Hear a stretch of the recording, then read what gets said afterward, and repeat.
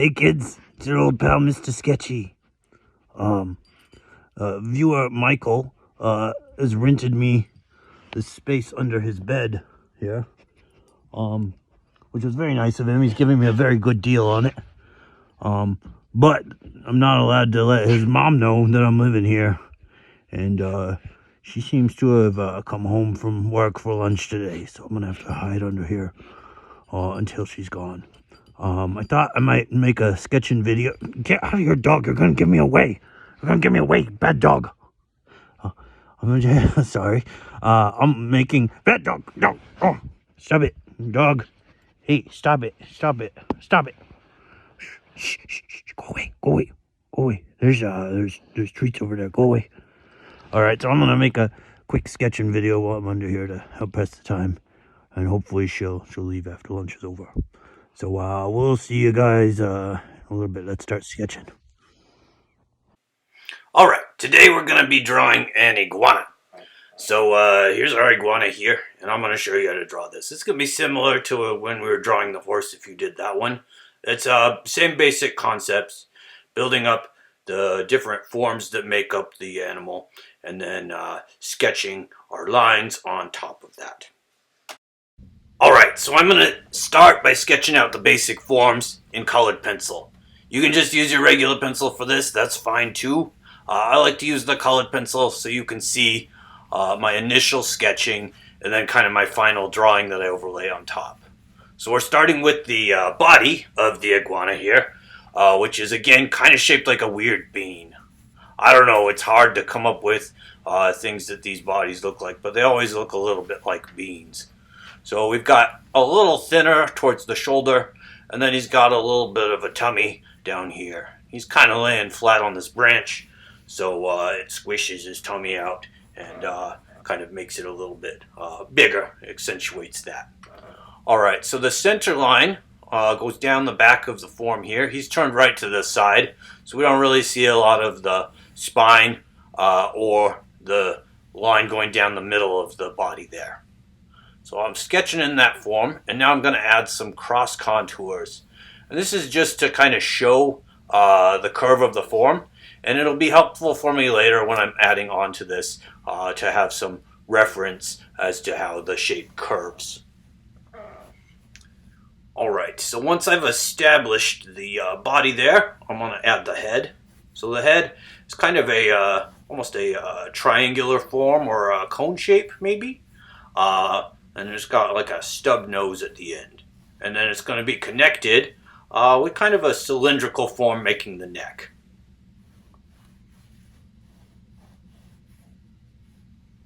There we go. So those are kind of the basic forms of the head. So this cross contour here shows how that neck connects to the body there. And now we're going to start adding on the appendages. So I'm going to start by drawing the joints of each body part.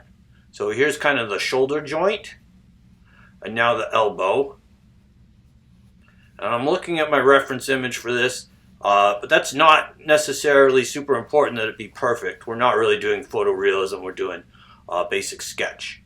So the point is more to understand the forms that make the animal than to draw everything 100% accurately.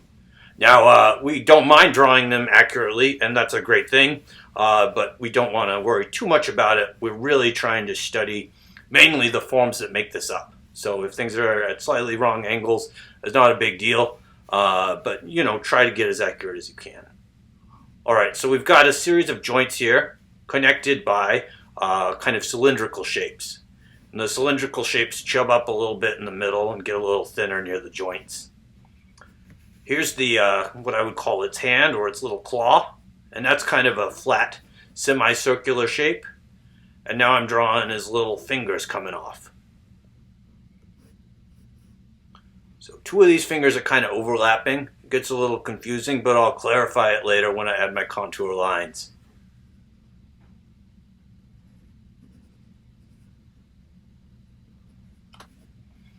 Alright, so I'm trying to get a reasonably accurate angle of the fingers here.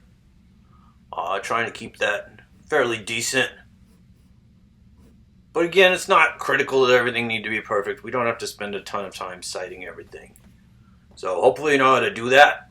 But, you know, we're just trying to make it so everything's proportional. That's the main thing, understanding the forms and getting the proportions as well as we can. Alright, so back behind the belly here, we've got a hip joint.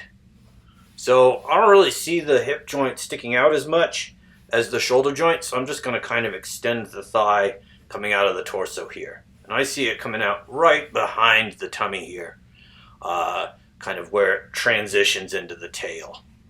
So there's the hip joint, and this is going to be the knee joint. And we kind of connect them again with the cylinder that's a little bit chubbed up in the middle. I'm adding some cross contours to kind of show the form.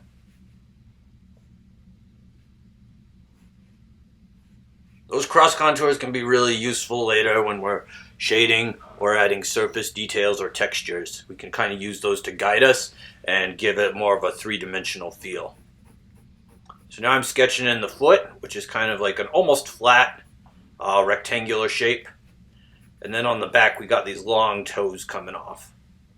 So here I'm running into an issue that I think we often run into when we're drawing, which is that I'm running out of paper. So a lot of times people will try to squish everything into the drawing, but I think it's better if you just kind of let it go off the paper. That's okay. Especially if it's just like a minimal part like this. We do want to try to fit everything in nicely and have a nice composition, but it gets real wonky if we try to squish all the stuff in. So I say just let it go off the paper. That's fine. Alright, and here's the tail, which is like a long cylinder again, which is slowly tapering. I'm going to add more of those cross contours. Kind of show the curve of the tail there and its roundness.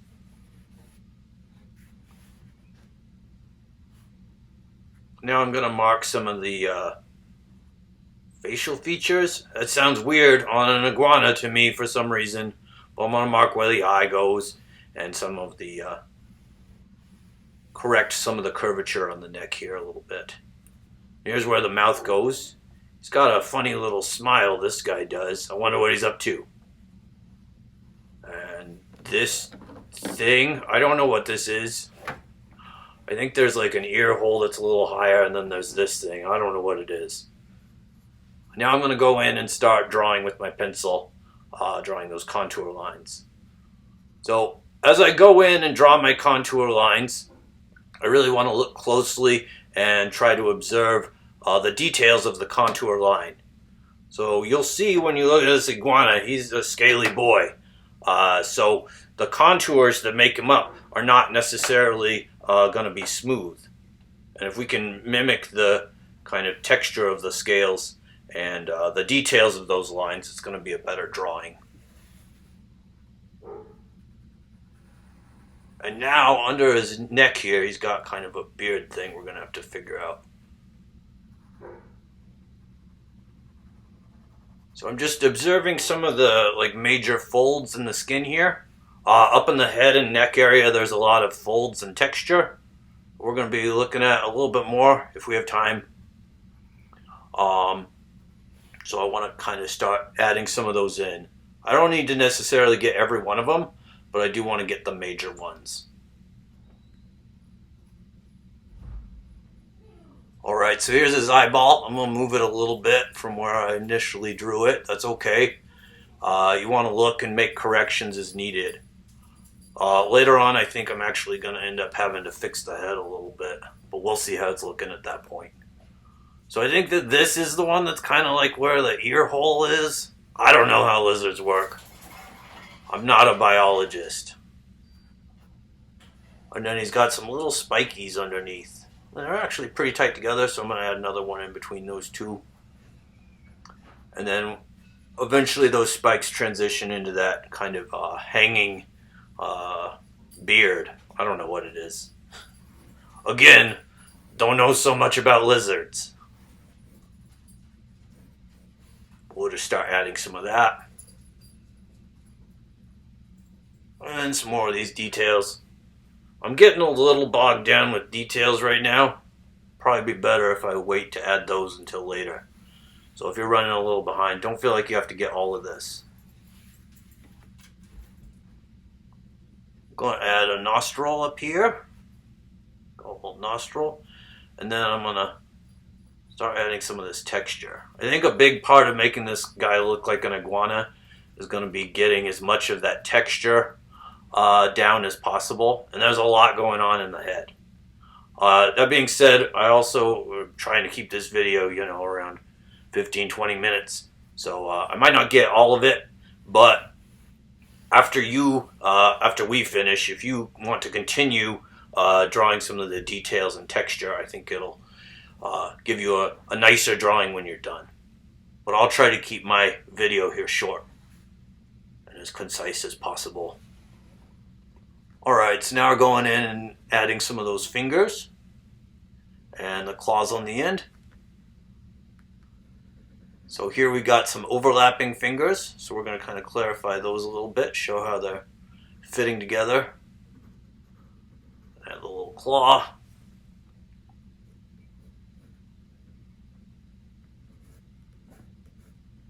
A little more of that. Oh, this is fun.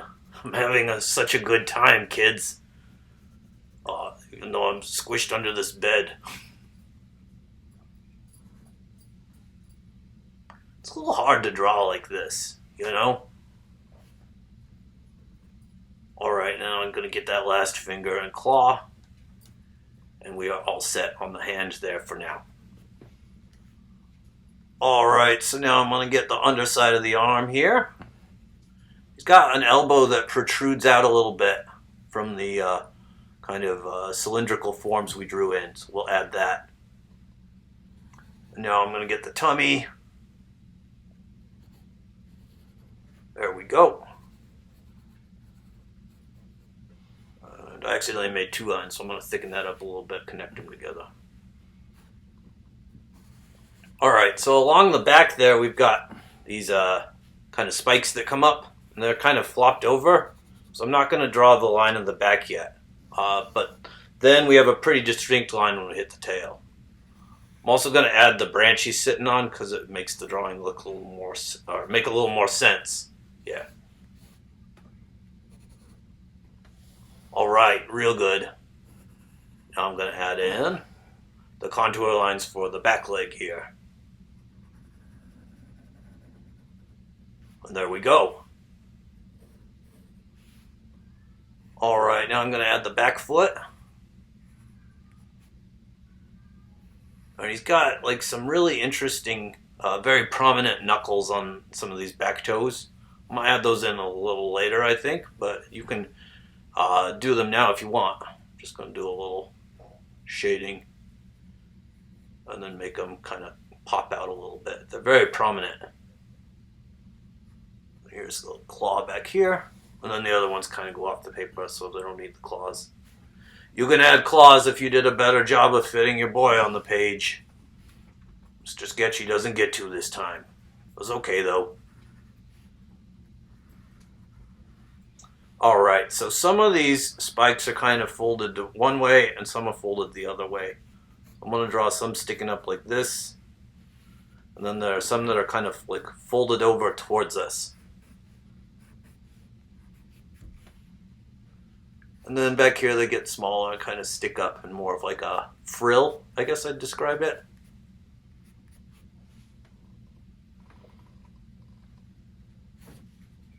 Alright, so now that I have my contour lines laid out, I'm going to add some shadow. So we can see from the reference image of this kind of shadow on the underside of everything. We probably got a lot of ambient sunlight, but anywhere that is facing downward, it's going to have some shadow pools.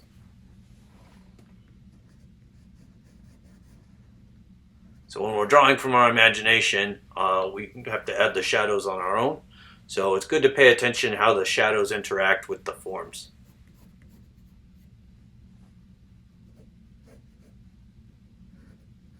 There we go, just a little bit of shadow on each finger.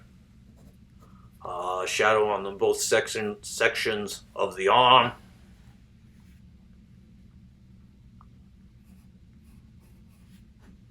A little bit here in this fold.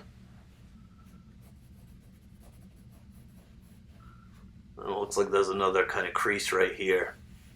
A little shadow there. Well, now we've also got some striping on him. So we'll add a little bit of shading for the stripes. And they're kind of broken and irregular on the body area. And then they get a little more regular on the tail. So I'm actually using some cross-hatching to shade in this large shadow. And I think that the cross-hatching is a good choice for shading on this boy because he's so scaly. So I think that that implies some texture as well as adding some shadow. So it's a smart way to do it.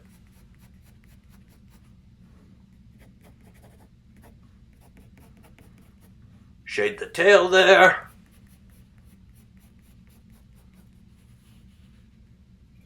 And then add some of those stripes. Again, these ones curve more all the way around. And I can use my cross contours from earlier to kind of guide how I make the stripes. I would like them to curve a little bit to show the curve of the tail there and its roundness.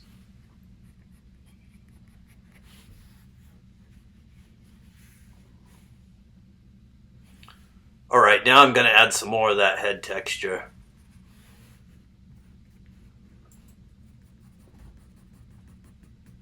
And some other textural areas.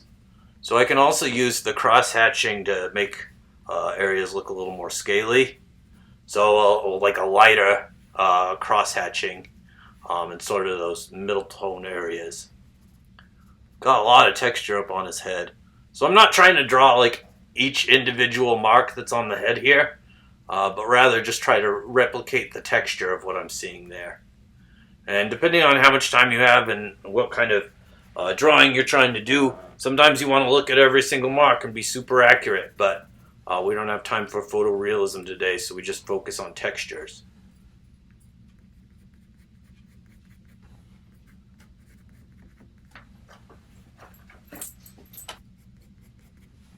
So yeah, here I'm doing a little cross-hatching just for texture. And from this point, you can really just kind of add the details that strike you as interesting. It's a good trick when you're trying to apply texture to something and you don't want to draw in all the texture, just to put little patches of it here and there. So especially with scaly creatures, you can do the same thing with fur as well. And I'm kind of going to add a cast shadow underneath him as my maybe final-ish step here. So I'm going to go pretty dark with that cast shadow just to kind of make him pop a little bit better. Also, I might exaggerate what I'm seeing a little bit. And I just want to look at the shape of each shadow, kind of sketch out the line where it ends, and then shade it in. I'm not going to worry about too much detail on the branch there. I'm going to do a little more work on the head. I think I want it to stick out just slightly more in the snout. Kind of more like that. I'm also noticing there's a little bit of a lip under here. I think that makes it look a little better. There's a minor adjustment. And I'm going to have to move that nostril up as well. Alright, so we're going to call that more or less finished, I think. Because again, I don't want to make the video too long. This is just, basic sketching stuff.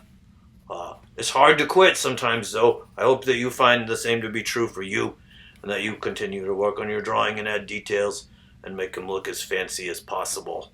Because what a beautiful boy. Alright, so there's our iguana. Continue to add details for as long as you want to draw on him, and then you're done. Nice work today, everybody, and we will see you next time. Oh boy, wasn't that fun? Look, I've made friends with this dog here. We're buds now. She's left. Michael, I appreciate the hospitality, but I don't think this is gonna work out long term. I can't live this way. Mr. Sketchy's all cramped under this bed. Thanks for watching, you guys. And again, I'm having to live under this bed because there's been less $5 bills in that can than I would like. So remember to put your $5 in the old coffee can under the bush outside the Applebee's. Hey, and if you've been taking $5 out of there, you need to stop doing that. That's my money, okay? I'm not seeing the returns that I expected becoming a YouTube star. So anyway, don't forget your $5, and we'll see you next time on Mr. Sketchy Show. Bye-bye.